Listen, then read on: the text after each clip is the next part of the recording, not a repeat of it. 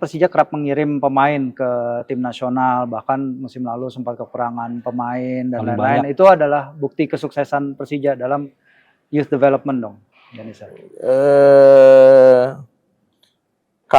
Kalau dibilang sukses belum, tapi kalau kita bilangnya kita on the right track-nya, kita di jalur yang benar, karena sudah mulai ada sedikit kelihatan hasil kerja kita. Tapi kalau dibilang sukses belum, karena at the end of the day pemain yang ada tersebut, ya mereka terpilih masuk tim nasional. Tapi teman-teman perlu tahu itu tim nasional U20, not so special, gitu, iya kan? Itu juga yang saya kepengen ngomong bahwa youth national team is nothing special, gitu loh. There's only cuman ada satu tim nasional yang senior, paling penting yaitu tim nasional senior. Tim nasional under 17, under 20, under 23 itu cuman anak tangga kok. Gitu. So not so special. Jadi kalau mereka menjadi bagian dari itu, ya it's good ya. Artinya at some point dia menjadi pemain yang dihitung atau terpilih pada masa itu di kelompok usia itu, ya tapi itu bukan real football ya. Real football adalah ketika semua orang dari semua umur bertemu dan bertempur dan berkompetisi, gitu. Makanya ya pertempuran sebenarnya ada di sepak bola profesional Liga 1 dan tim nasional senior, gitu. Jadi not so special kalau cuma tim nasional U23, U20, U17 gitu. Dan saya juga mau katakan ya World Cup it's very special, tapi ya World Cup under 20, World Cup under 17 ya it's also not so special. Gitu loh. Karena it's World Cup tapi it's under 20, it's under 17. Gitu. Itu juga cuman wadah untuk stepping stone ke atas. Karena masih banyak langkah-langkah yang harus ditempuh. Nah, jangan menjadi salah kaprah kemudian World Cup under 17, World Cup under 20 ini dijadikan tujuan, bukan dijadikan alat. Padahal ini adalah alat.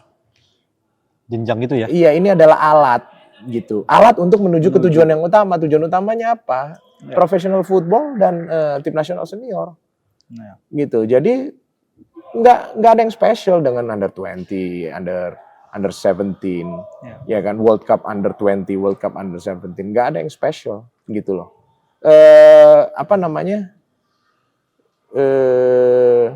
Banyak negara-negara yang let's say maju, ya kan, di dalam sepak bola gitu ya. Argentina juara dunia, tapi dia nggak qualified ke World Cup under 20 gitu. Iya.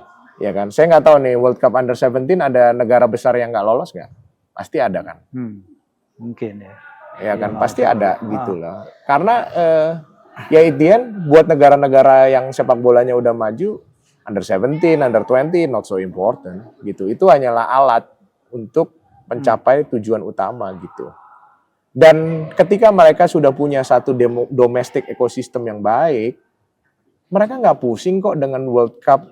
Atau jangan ada negara-negara Jerman kah, Spanyol kah, jangankan ngomong World Cup under 17 atau World Cup under 20. Kadang-kadang mereka Euro under 20, Euro under 17-nya aja mereka nggak lolos. Iya, betul. Mereka gagal di kualifikasi. Tapi buat mereka it's not a big deal karena ya Euro mungkin kita cuma main 4, 5, 6 pertandingan.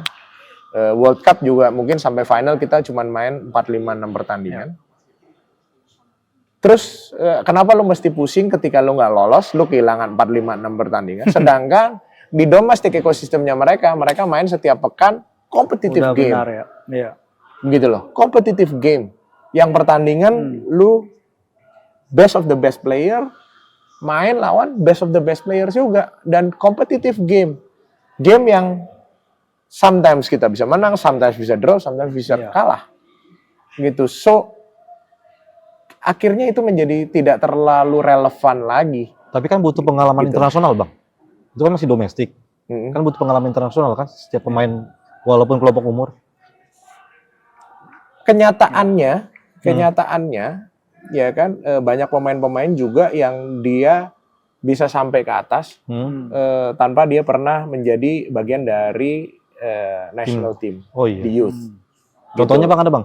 Ya banyak Ya. banyak pemain yang mengalami seperti itu. Lagi-lagi ini kan alat bukan tujuan, Ya. gitu. Dan banyak sekali pemain-pemain yang terlibat involved di youth national team nggak sampai juga ke atas.